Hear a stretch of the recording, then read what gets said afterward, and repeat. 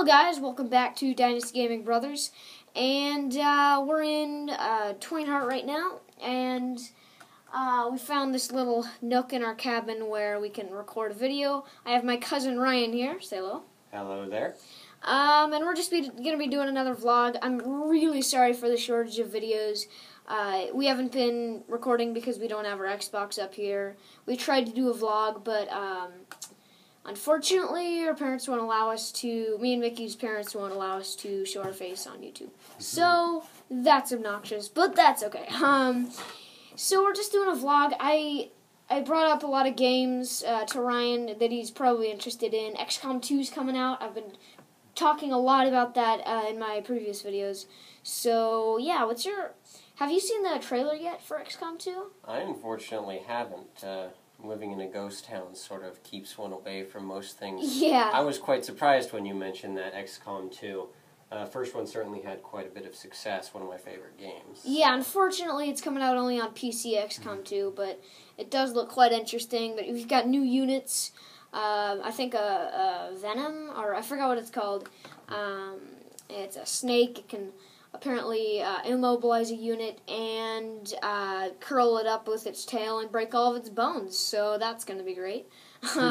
We've got evolved sectoids mixed with DNA or human DNA. So now they're taller and bigger and stronger, mentally and physically. And then there's a new unit, Ranger, which is basically assault, but it has a sword. So now we have melee. That's awesome. And I think there's an engineer. I just recently got a Game Informer, so I've been reading a lot about that. Sword. Something to fight the chrysalids. Yeah, exactly. Because chrysalids, just such high mobility. It's so hard to predict their movement, because you always think, they're going to move a little bit, but then they just charge up at you, and suddenly all of your units are dead. It's like, they have such high mobility. It'd be very interesting to see. I still haven't been able to finish off. XCOM's already good, but now they have long war modifications for the computer version. So I'm still stuck on that point. Yeah. I'm working through it. So I was not even aware of XCOM 2. XCOM is just a game of constant failure. It's less trial and error and more error, and then you win, and you're like, yes, and you feel so good about yourself, and you realize you're playing on easy difficulty, and then you're just... That one guy, he was doing, he did Impossible Iron Man difficulty, and he did a perfect run. He not only beat it, which is rare, but he also didn't lose a unit, didn't lose a country, didn't lose an airship. I can't do that on easy. No, I mean, that's... That's incredible. That is near insanity. The man must have the devil's own luck. Yeah, but he did a lot of playthroughs. I think he did, 2 XCOM Enemy Within playthroughs, and then he finally got the perfect run. But I assume he did some off-camera. Oh, yeah. Yeah, speaking of camera, I'm sorry about this view of a carpet and some overgrowth here. We're just pointing the camera in a certain direction. I can't edit it very well with the iPad. But back to the topic. Enjoy the beauty of the landscape. Yeah. The landscape being about 5 feet of nothing. Yeah, so then we've got... I haven't thought of getting Civilization Beyond Earth recently. It looks so good. I've seen people play through it on YouTube. It looks... there's a lot of different mechanics in it, which is, it's nice always to find a sequel that's just as good with just the same stuff except more. Micromanagement is always my kind of thing. So, it looks awesome. I knew it came out a while ago, but I just saw it in the Game Informer, so I thought that was interesting. And the Civilization series is one I haven't gotten into a whole lot. I think the micromanagement, at least in that sense, every time I played Civilization, I'd always have cavemen running around as the mechs walk past. Crap. That's always been what ends up happening to me in the Civilization series. I heard one story where you spent all of your, I think until like 2000, just building a temple. Yeah, And then that one city. The Stone Age men decided very early on that the best strategy for world conquest and a strong society was to build a very large temple. However, they didn't have any of the capability for it, and thus my Stone Age men spent about 500 years trying to build a small temple. This was in my early days. I am at least well aware that that's a stupid plan now, but early on, that's why I thought, I'm like, that temple looks awesome. Time to build it. Get to work, stone men. Oh, I wish YouTubers did blind playthroughs more. I know, as someone who does playthroughs, that it's really hard to do blind playthroughs and look professional, but it's just interesting to watch someone play a game for the first time. Because normally it's like they've had... Oh, pardon that background noise. We're in a cabin with a ton of our family, and we have a lot of family, so you can expect that. But, it's interesting to watch them just learn and go make better decisions as they do more playthroughs. It's fun to watch that. Some games would actually lend themselves well to blind playthroughs. It's very, very difficult to get a good blind playthrough, but games like, say, pretty much anything Valve makes, the Portal series, Half-Life, those are games that are almost intuitive, and even Left 4 Dead as well. They design them so well that people naturally gravitate towards the correct path and almost learn as they go. So certain games probably lend themselves more to that, whereas others, hardcore games, particularly like XCOM, it's funny to watch someone bumble through their first time. It's one of those games that has such a high learning curve. You're going to be watching someone fail pretty early on unless they really know what they're doing. Yeah. And I haven't reached that stage of really knowing what I'm doing yet, even though I've played a couple of playthroughs. And I am too nervous to play on normal or hard difficulty. I'm always like, I don't know.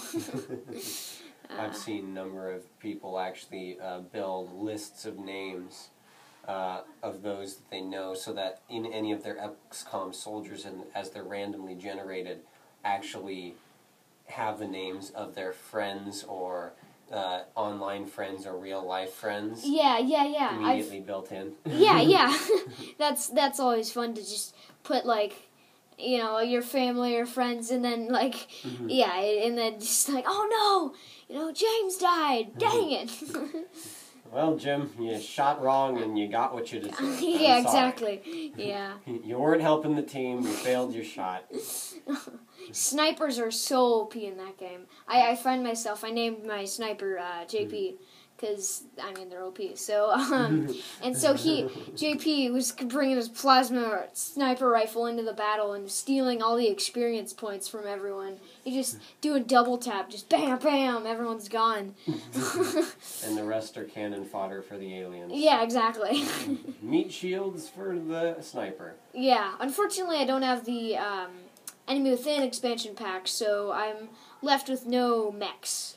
But shivs do. I think that's what they're called, shivs. Yes, shiv. I think they're very effective cover-wise. Like they have abilities that can. I think it's only the alloy shiv that's used as half cover, but that's awesome. Just plop your own cover down, and I don't think you can take damage if you're shooting at someone behind cover, and the shiv doesn't take damage. I don't think. Oh, interesting. I may be wrong, but I didn't use the shiv much in most of my early playthroughs. Now that I'm playing Long War now. Yeah. Which is Long War has is an enemy within modification, so it has not just the mechs and the meld, but also new classes and new enemies in different ways that they work within the game. So it's a whole different style, so I'm sort of trying to relearn the game. What kind of new classes? I haven't heard of Long War, I don't think, before you brought it up. What's the classes? Yeah, Long War was essentially a modification, so you probably wouldn't have heard of it because on the Xbox it's probably not accessible.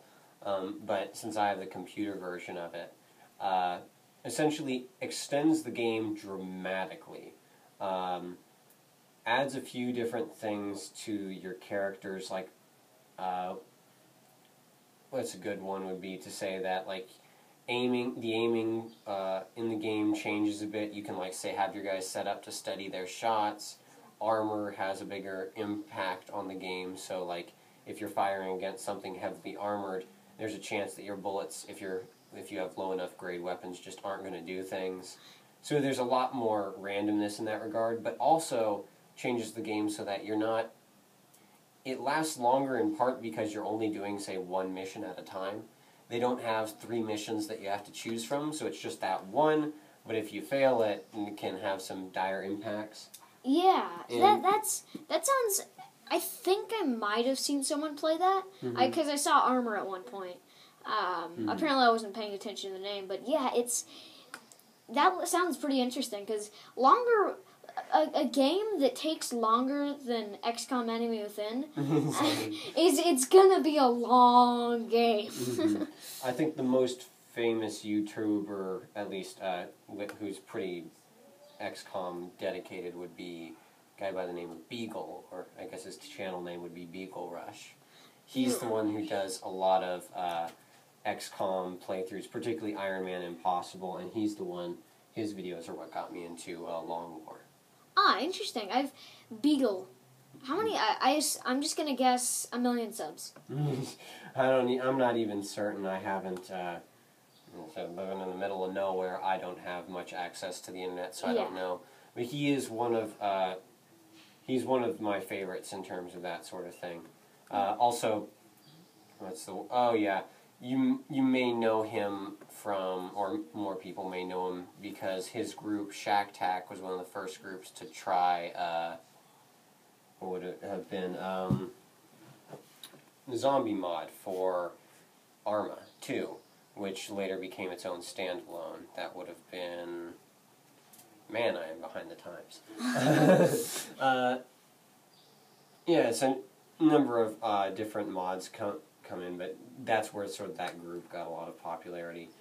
But Beagle's very well known now for doing lots of XCOM playthroughs and posts a lot to his channel. Ah, well interesting. Loved. Yeah. Cool. Check him out. Beagle Rush. Beagle Rush, yeah. Yeah. Hopefully he doesn't get mad that we said his name on YouTube. Moving on to... that's his channel name. He's good. We're advertising. Yeah, exactly. There's this game that just came out on iOS. I think it just came out, called This War of Mine. And it sounds familiar because This Little War of Mine, you know the song. And it's, I think it's post-nuclear war or post-war, where you're this group of 3, I don't know exactly their names, and you start with, like, a little bit of supplies and this safe house that isn't very safe, and you just have to raid and barter. Sorry, I said bargain. A bit of both. Yeah. And I'm watching some playthroughs. Northernlion played, he's playing some, and there was this one guy that he met, and he was bartering with him, and he gave, the guy who was bartering with was named, like, Leo or something, and Leo gave Northernlion, like, I don't know, like, 5 days of food for 1 cigarette. And then Northernlion's just like, man, I think you got a problem, Leo. You got a problem for giving up that much for 1 cigarette. Desperate times. Yeah, exactly. And the two, like, I think the most valuable trading things are